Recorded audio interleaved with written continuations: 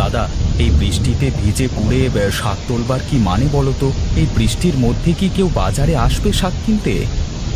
আরে আসবে আসবে, বাজারে আজ কেউ শাক বিক্রি করতে যাবে না। আমরা বেশি দামে শাক বিক্রি করতে পারবো। বা দাদা, তোমার মাথায় কিন্তু বুদ্ধি আছে বলতে হবে। তাড়াতাড়ি শাক তুলে নিয়ে বাড়িতে চলো। কেন রে, তাড়াতাড়ি কেন বাড়িতে যেতে হবে? বেশি করে শাক তোল, তারপরে বাড়ি যাবার চিন্তা করিস। আরে দাদা, দেখো না কি জোরে বিদ্যুৎ চমকাচ্ছে। একটা যদি গায়ের উপর পড়ে তাহলে তো খবর আছে। আরে কিছুই হবে না, নে নে, কথা কম বলে শাক তোল দেখি। আজকে একেবারে বাম্পার বেঁধে যাবে।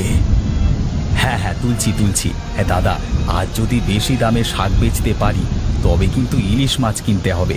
অনেকদিন ইলিশ মাছ খাই না। আচ্ছা ঠিক আছে, তাই হবে। আচ্ছা দাদা।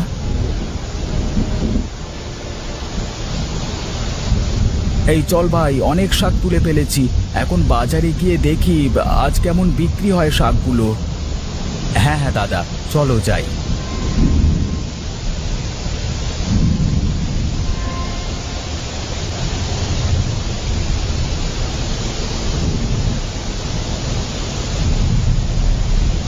দাদা দেখো, বাজারে কোনো দোকানই আসেনি।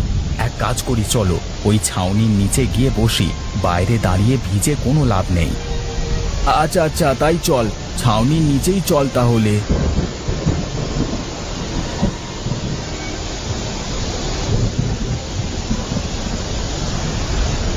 ওই দেখো দাদা, একটা লোক ছাতা মাথায় করে এদিকেই আসছে।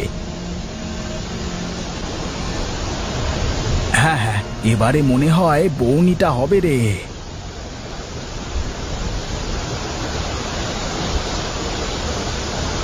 এই যে ভাই, শুনছো? শুধু শাকই আছে নাকি অন্য কিছু আছে তোমাদের কাছে? আরে না ভাই, অন্য কিছু তো নেই। শুধু শাক হবে। নিয়ে যাও, খুব ভালো হবে শাকগুলো, একদম টাটকা। এই মাত্র জমি থেকে তুলে নিয়ে এলাম। তা কত করে দিলে গো দাদা শাক? মাত্র 20 টাকা আটি। তোমাকে ক আটি দেবো দাদা? কি যে বলো, 5 টাকার শাক 20 টাকা দাম চাইলে হবে নাকি? এই বৃষ্টিতে ভিজে শাক তুলে নিয়ে আসলাম, দাম তো বেশি হবেই। আর তাছাড়া দেখো, হাটে আর একটাও দোকানদার নেই। হ্যাঁ ভাই, দাও দেখি, আমাকে 3 আটি শাক দাও তবে। এই যে, এই নাও ভাই, তোমার 60 টাকা হয়েছে।